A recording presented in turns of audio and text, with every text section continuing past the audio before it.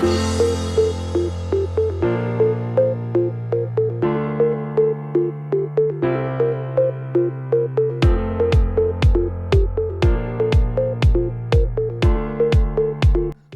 back to this channel and happy new financial year sa inyong lahat, especially sa mga followers and viewers ko.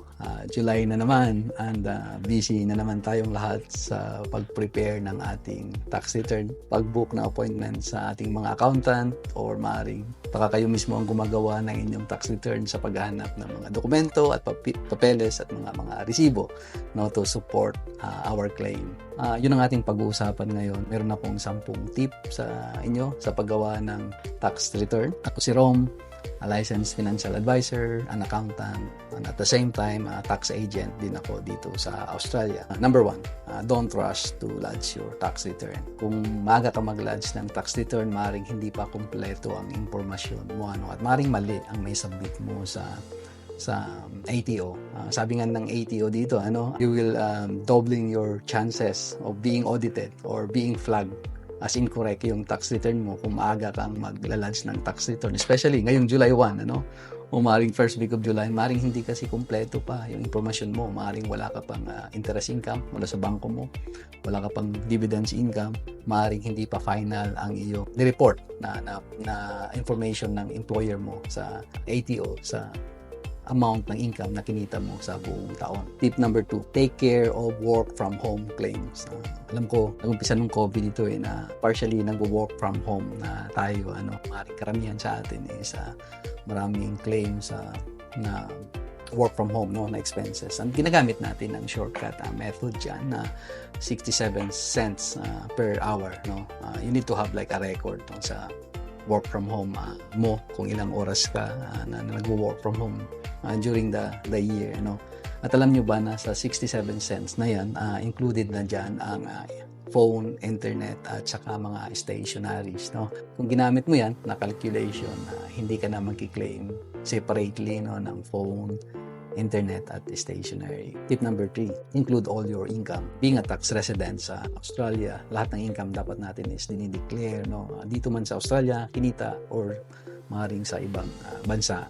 So, baka nagbenta ka ng property. So, may capital gains tax dyan. I-declare mo siya. Maaaring nag-dispose ka ng shares or cryptocurrency. Kailangan sabihin mo yan sa iyong accountant or maaaring kung ikaw ang gumagawa, kailangan i-declare mo siya, including of course yung mga interest at saka mga dividendo nating natanggap. Tip number 4, mga mahilig mag side hustle, you have to declare all your income. Uber Eats, Uber, ride sharing, kung ano man ang inyong ginagawa na online business, kailangan i-declare ninyo yan kung kumikita ka dyan. Hindi mo may tatago ito. Nire-require na ng Australian Taxation Office ang mga platform na yon na mag-submit sa kanila ng report. And you will be surprised na maaring sabihin ng tax agent ninyo na maaring meron kang side hustle, kailangan i-declare mo sa amin. Kasi nagre-report na sila. Including the cryptocurrency platform din.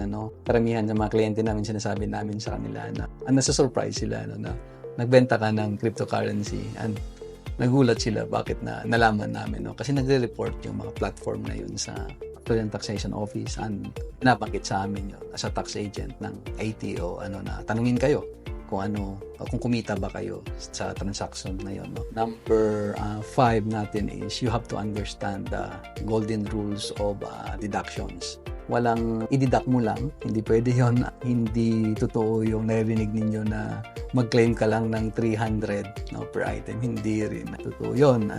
Rule natin sa deductions is number 1 is you have to spend. So, kailangan gumastos ka. Kailangan may lumabas na pera. Hindi pwedeng mag-deduct ka lang. Number 2 is related sa income generating mo. Pangatlo dyan is kailangan may invoice ka or record to support it. And then pangapat dyan is hindi dapat na reimburse ng employer mo ito para ma-claim mo siya as deduction. Panganim, sa mga property investors naman ito. Sinasabi ng ATO sa na-audit nila na mga tax returns ng property investor, siyam ang mali sa 10 in-audit nila. Ang taas ng mistakes dito. Ang common dyan, repairs and maintenance versus improvements. So you have to allocate properly yung expenses ninyo. Kung repair lang siya, like broken windows, no, repair lang siya, kung improvement like renovation ng bathroom, hindi siya outright expense kundi ina-amortize mo siya for the number of years. Tip number 7, don't buy something for the purposes of tax deduction lang. Nabanggit ko na to sa vlog ko the past few weeks na pag nag-spend ka, i-claim mo siya sa deductions, hindi siya dollar to dollar, no? So, hindi ibig sabihin na gumastos ka ng 1,000 is 1,000 din ang ma-refund mo. Nasa 30% bracket ka, kung gumastos ka ng isang item na related sa work mo, 300 lang ang babalik sa'yo, hindi 1,000. Buy because you need that item, no?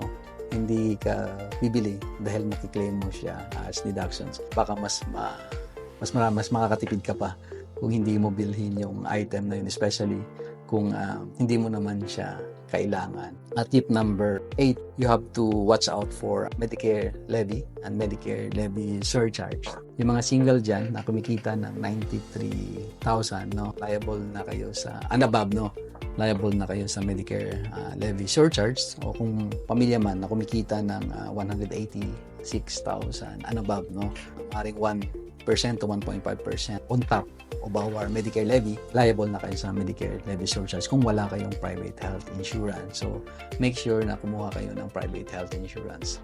Maaaring wala na rin magawa sa 2023-2024 financial year kasi tapos na, this coming financial year, 2024 and 2025, tumaas na ang threshold ulit natin, no? So, 97,000 para sa single and 194,000 sa couple, no? So, kung nag-expect kayo ng kita ganun kalaki, so isipin din natin ang Medicare levy surcharge.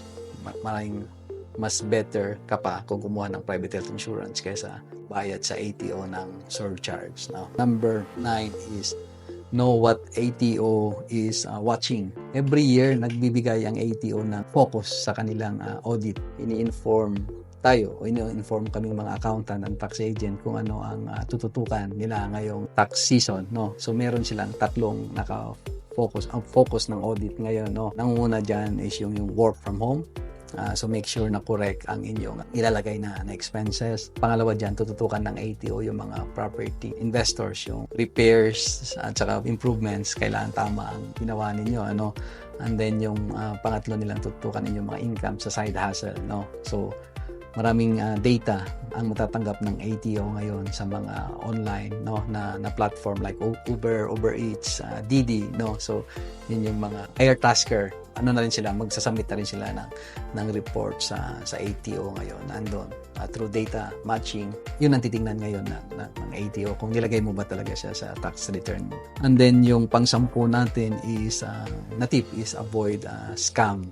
Busy ngayong tax season, no, busy na naman ngayon ang mga kawatan, no, yung mga magnanakaw, yung mga scammer, online man yan or face to face, no. Last year, no, record ng ATO 2.3 billion na nawala sa ating mga Australiano, no, due to scam, no. Nag-impersonate sila as maring napapansin niyo na ito, no, makatangk ka ng text or email, kinokopya nila yung website ng ATO, update your details, nire-represent nila yung sarili nila na coming from ATO, and then you give the information, and then mananakaw nila ang pera mo or maaari yung tax refund mo. So be careful ngayong tax season kasi nagiging magaling na sila, nagiging expert na itong mga scammer na ito, no? So yun ang 10 tip, maring meron pa kayo may share, no? So kung mayroon kang natutunan, like, share or subscribe, no? So baka kasi information na ito is makatulong din sa iba.